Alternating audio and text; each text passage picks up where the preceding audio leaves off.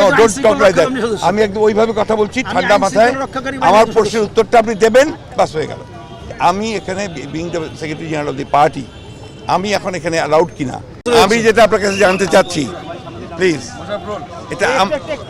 এটা আমার অফিস, বিএনপির কেন্দ্রীয় অফিস। আপনাদের কাছে এটা অফিস, বাট আমার কাছে এই মুহূর্তে এটা হচ্ছে ক্রাইম সিন। ঠিক আছে, আপনি you declare it as a crime scene, declare করেন। আমি অবশ্যই এটাকে প্লেস অফ অকারেন্স ধরেছি এবং এই প্লেস অফ অকারেন্সে কালকে পর্যাপ্ত সংখ্যক বোমা নিক্ষেপ করা হয়েছে আমাদের সদস্যদের লক্ষ্য করে।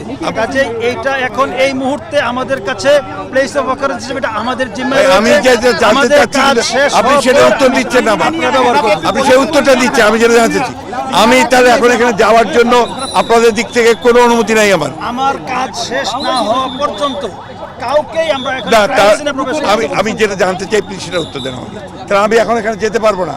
আমাদের কাজ শেষ না হওয়া পর্যন্ত স্ট্রেট বলেন যে আমাদের কাজ শেষ হয়নি, আপনি এখন যেতে পারবেন না। আমাদের ক্রাইম সিনের কাজ শেষ না হওয়া পর্যন্ত আমি কিন্তু আপনার কাছে যেটা প্লিজ আপনি আমাকে, আপনি যেমন বলছেন আপনি সিনিয়র মানুষ, আমি আপনাকে সিনিয়র মানুষ বলেই তো বলছি। আমি আমার দায়িত্ব, মাই অফিস। আপনি যদি বলেন আমি যেতে পারবো না, আপনি সেটা বলে দেন। আপনার কাছে এটি আপনি অফিস হতে পারে, বাট এই মুহূর্তে আমার কাছে হতে পারে মানে আমার অফিস তো আপনি জানেন। ইউআর এ প্লিজ, এই থামো। আচ্ছা please, it is a response, you're a responsible. কি বলেন আপনি একজন রেসপন্সিবল পুলিশ অফিসার। আমি আপনাকে জানতে চাচ্ছি যে আমার কেন্দ্রীয় অফিস এটা বিএনপি। শেষ করি আমার প্রশ্নটা। আমি এখানে এখন যেতে পারবো কি পারবো না?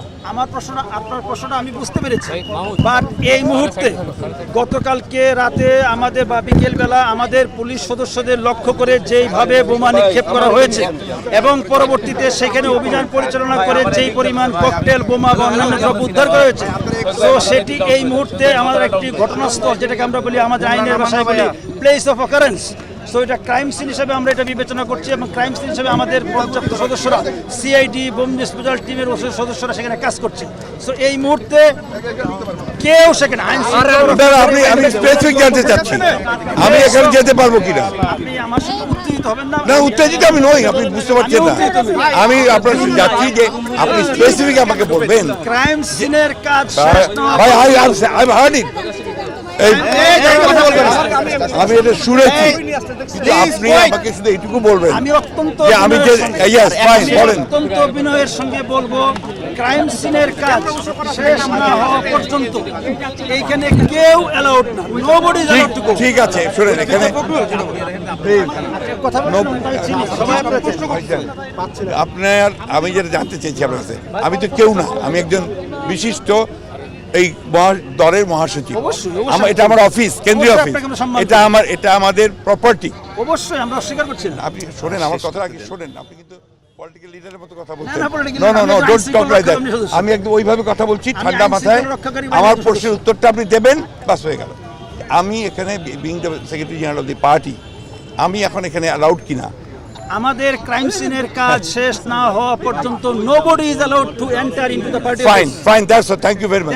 এখন আপনারা শুনেন আর জানেন, স্যার একটু এদিকে স্যার আলমগীর ভাই, আপনারা বুঝতে পেরেছেন যে আই ওয়াজ নট অ্যালাউড। আমাকে, আমি পার্টির মহাসচিব, আমাকে আমার পার্টি অফিসে যেতে দেওয়া হলো না এবং তারা যে কথাগুলো বলছে সর্বত্র মিথ্যা। আমাদের ওখানে কোনো আপনার বিস্ফোরক ছিল না, নাথিং ওয়াজ দেয়ার। এবং তারা নিজেরা ক্যারি করেছে কালকে রাত্রে ব্যাগে করে।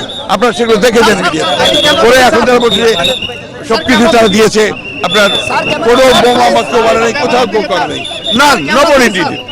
এবং আমরা এটা সম্পূর্ণভাবে একটা চক্রান্ত পরিকল্পনা প্লট করে বিএনপিকে মেলাইন করার জন্য আমাদের 10 তারিখের যে শান্তিপূর্ণ সমাবেশ, সেই সমাবেশকে পুরোপুরি নস্যাৎ করে দেওয়ার জন্য এটা সরকারের হীন পরিকল্পনা, চক্রান্ত।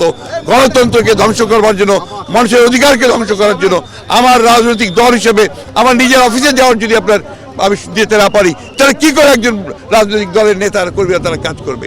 একটা লিবারাল ডেমোক্রেটিক পার্টি, তার সাংবিধানিক অধিকার হচ্ছে যে সে তার স্বাভাবিক রাজনৈতিক কর্মকাণ্ড পরিচালনা করবে। এখন একজন মহাসচিব সেটা অফিসেই যেতে না পারে, তাহলে কি অবস্থায় আপনারা আছে? এই কথা বলবেন আপনারা। যদি না পারে তাহলে এটা সম্ভব না। এখানে গণতন্ত্র তো দূরের কথা, এখানে মানুষ একটা সভ্য সামাজিক মুক্ত দেশে বাস করছে না, এটাই প্রমাণিত হচ্ছে।